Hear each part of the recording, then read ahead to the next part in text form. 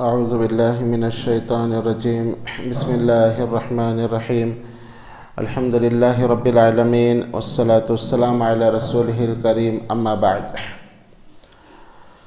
محترم حاضرین، تفسیر قرآن کے سلسلے میں یہ ہماری 27ویں نشست ہے۔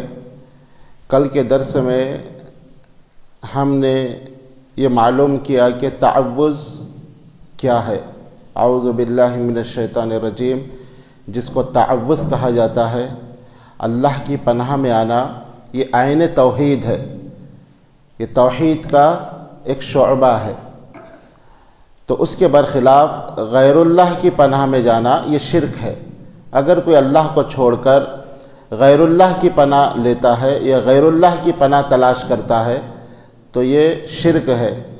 جسے اللہ تعالیٰ سورہ جن کے اندر ارشاد فرماتا ہے، اِنَّهُ كَانَ رِجَالٌ مِّنَ الْإِنسِ يَعُوذُونَ بِرِجَالٍ مِّنَ الْجِنِّ فَزَادُوهُمْ رَهَقًا، کہ بے شک کچھ لوگ، کچھ انسان، رجال من الانس، انسانوں میں سے کچھ لوگ، یعوذون پناہ طلب کرتے تھے، رجال من الجن، جنوں کے کچھ لوگوں سے، فزادوہم رہقا، تو اضافہ ہو گیا، زیادتی ہو گئی رہقا میں۔ رہقا کے دو معنی ہیں، ایک معنی ہے ضعفہ، ایک معنی ہے طغیانہ۔ اگر ہم کی ضمیر رجال من الانس کی طرف ہوگی تو رہقا کے معنی ضعفہ کے ہوگی، یعنی انسانوں میں سے کچھ لوگ جب جنوں کی پناہ طلب کرتے تھے تو وہ انسان اور کمزور ہو جاتے تھے، اس لیے کہ جن کوئی پناہ دینے پر قادر نہیں ہے، جن ان کی مدد نہیں کر سکتے۔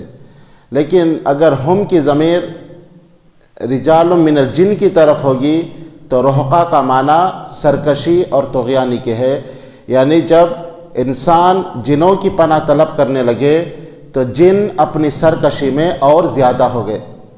یہ ایک واقعے کی طرف اشارہ ہے، نبی اکرم صلی اللہ علیہ وسلم کے اس دنیا میں آنے سے پہلے کی یہ جہالت تھی۔ جہالت کیا تھی؟ کہ اس زمانے میں جب لوگ سفر کرتے، کیونکہ سفر گھوڑوں پر، اونٹوں پر اور پیدل سفر ہوا کرتے تھے، تو سفر کرتے کرتے جب کسی صحرا میں یا جنگل میں پہنچتے تو انسان یہ کہا کرتے تھے، اعوذ بسیدی ھذا الوادی، کہ ہم اس وادی کے سردار کے پناہ میں آتے ہیں، اس وادی کے بیوقوفوں کی شرارتوں سے، یعنی ہم اس وادی کا جو جنوں کا سردار ہے اس کی پناہ میں آتے ہیں کہ یہاں کے جنوں کے جو سرکش اور بیوقوف لوگ ہیں وہ ہم کو کچھ تکلیف پہنچائے۔ جب انسان جنوں سے پناہ طلب کرنے لگے تو جن اپنی سرکشی میں اور زیادہ ہو گئے، اس لیے کہ انسان یہ اشرف المخلوقات ہے اور ہر مخلوق انسان سے ڈرتی ہے۔ جب انسانوں کے قافلے صحرا میں اور وادیوں میں پہنچے جہاں جن رہتے تھے تو انسانوں کو دیکھ کر جن بھاگنے لگے، کیونکہ انسان اشرف المخلوقات ہے۔ لیکن جب انسانوں نے پکار کے جنوں کی پناہ طلب کی اور جنوں سے مدد مانگی اور بھاگتے ہوئے جن جب یہ سنے تو وہ سرکشی میں اور وہ زیادہ ہو گئے۔ وہ لوگ کہے کہ ہم خالی ان سے بھاگ رہے ہیں، یہ تو ہماری پناہ طلب کر رہے ہیں، یہ تو ہم سے مدد مانگ رہے ہیں، ہم بیوقوف ہیں جو انسانوں کو دیکھ کر بھاگ رہے ہیں۔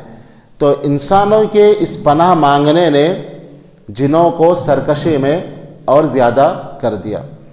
تو جس طرح اللہ کی پناہ میں آنا یہ توحید ہے، غیر اللہ کی پناہ طلب کرنا یہ شرک ہے۔ اللہ تعالیٰ نے، شریعت اسلامیہ نے ہم کو ایک بہترین کلمہ عطا کیا ہے اس کے بدل، کہ جب تم کسی جگہ پڑاؤ کرو یا کسی جگہ اترو تو کہو اعوذ بکلمات اللہ التامات من شر ما خلق۔ سبحان اللہ، یہ خوبصورت کلمہ شریعت نے ہمیں عطا کیا ہے کہ جب بھی کسی جگہ پڑاؤ کرو یا کسی شہر کے اندر آپ داخل ہو تو یہ پڑھا کرو کہ اعوذ بکلمات اللہ التامہ، کہ میں اللہ کے تمام کلمات کی پناہ میں آتا ہوں، من شر ما خلق، ہر مخلوق کے شر سے، یعنی اللہ نے جتنی مخلوقات کو پیدا کیے ان کی شر سے میں اللہ کے کلمات کی پناہ میں آتا ہوں۔ تو آپ صلی اللہ علیہ وسلم نے فرمایا کہ جو ان کلمات کو کہہ دیتا ہے تو کوئی چیز اس کو نقصان نہیں پہنچا سکتی، نہ زمین میں نہ آسمان میں۔ ذرا برابر بھی اس کو نقصان نہیں پہنچ سکتا، یہاں تک کہ وہ وہاں سے نکل نہ جائے۔ یہ ایک خوبصورت کلمہ شریعت نے ہمیں عطا کیا۔ لوگ جنوں سے پناہ طلب کرتے تھے، شریعت نے بتایا کہ کسی اور سے پناہ طلب کرنے کی ضرورت نہیں، اللہ کے کلمات کے ذریعے تم پناہ طلب کرو، اللہ تعالیٰ تمہاری حفاظت کرے گا اور کوئی چیز تم کو نقصان نہیں پہنچا سکتی۔ تو یہاں پر اللہ کے کلمات کے ذریعے پناہ طلب کی گئی۔ اس سے معلوم ہوا کہ اللہ کے کلمے یہ مخلوق نہیں ہے، یہ غیر مخلوق ہے۔ اگر اللہ کے کلمات مخلوق ہوتے تو مخلوق سے پناہ طلب کرنا تو شرک ہوتا۔